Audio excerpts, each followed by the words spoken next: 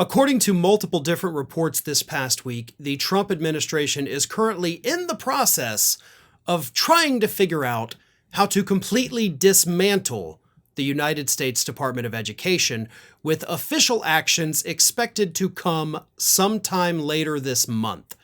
So within the next couple weeks, we could see the United States Department of Education completely destroyed because of Donald Trump. Now, I have talked in the past about what a disaster that would be for education throughout the United States, both K through 12 education and higher education. It would disproportionately impact low-income communities. It would impact low-income students who rely on Pell Grants and other kind of federal awards to be able to afford to go to college. All of that disappears overnight if we get rid of the U.S. Department of Education. And Trump wants to do it. The only problem is they're a little bit of a disconnect in his White House right now about how to do it. So according to the reports, there are several things that could happen. One is he issues an executive order. Well, you can't actually destroy a federal government or eliminate it through an executive order. That would actually take an act of Congress, which I'll get to in a minute. But what Trump can do via an executive order is he can reassign duties of the Department of Education to other government departments. Then, once you move them to other departments, you can eliminate that from that particular department. So basically, you take it apart piece by piece. You know, like you're stripping the copper wire out of a building. And that's what Donald Trump is likely going to do. The only issue is he can't just immediately do that, right? Because we do have federal funding, federal dollars going to this agency appropriated by Congress. So they do have to be used for those things. So any executive order he signs could not go into effect while the department itself is being funded. Well, that's where the act of Congress comes in, because the government's only being funded for another 2 months. Republicans are scrambling to come up with some kind of budget bill. Trump says he wants one big, beautiful bill, but Republicans say we may have to put it into two. But whether it's 1, 2, 30, 5,000, doesn't matter. What Republicans can do is strip all funding from the U.S. Department of Education from their budget bill. And if they don't want to go that route, they could literally just write into the legislation, also, we are officially abolishing the United States Department of Education. That would be the act of Congress. And they could stick it in a must-pass bill, like the budget bill, and get it done. There are multiple different avenues. And see, the thing is, when I mentioned that there's some squabbling in the White House about how to do this, what can we do? It's not because they're unsure of how to do it. It's because they have multiple different ways they could do it, and they're just trying to figure out which one would be the most efficient.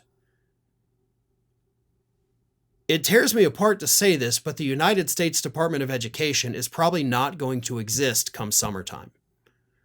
So starting in the 2025-2026 school year, we will not have a Department of Education.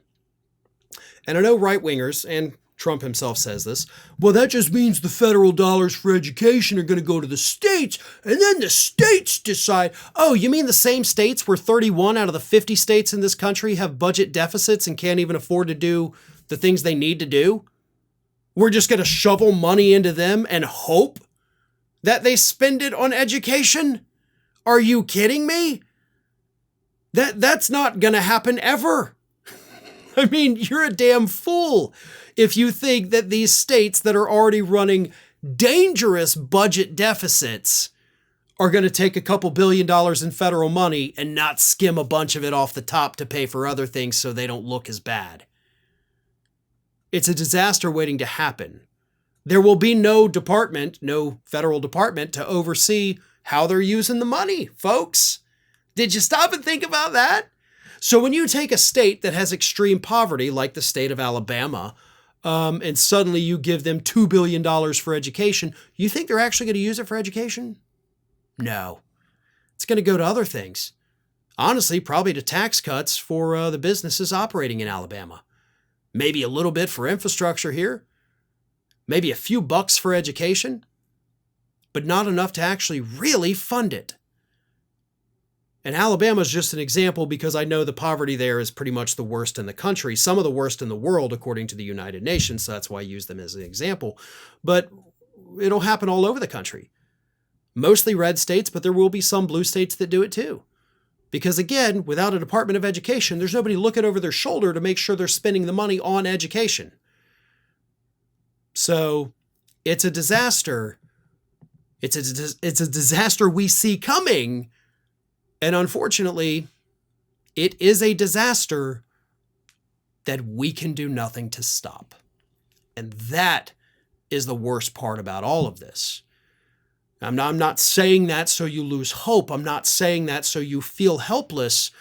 I'm saying that to get it out there and address the fact that a lot of these horrible things that we do see happening, we can't do anything about.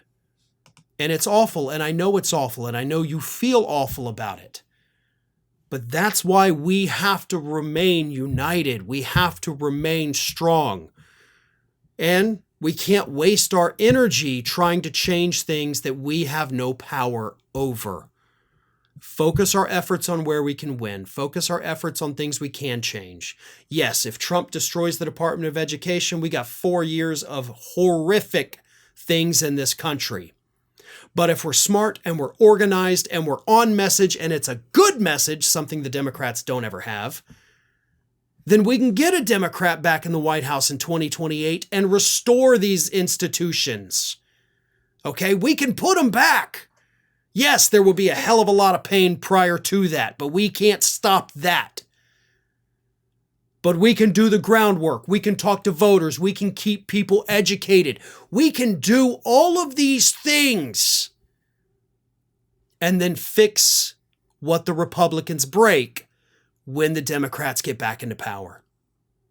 But if we're disjointed, if we give up, if we don't try to work on our messaging and try to actually talk to voters, and by that I mean the Democratic Party itself, then we won't ever be able to fix it. We won't ever be able to rebuild these things. We won't get Democrats back in power, in a time where we can rebuild. If it takes 8 to 12 years, by that point, we're not bringing these institutions back. We have a very limited window here to fix the damage that is being done. And we can. We just got to get through the pain first. Thanks for watching, everybody. And if you're not already, please subscribe to the channel. We got fresh content every day for you. And if you want to follow us across social media, make sure you check out all of the social links that we have posted in the description of this video.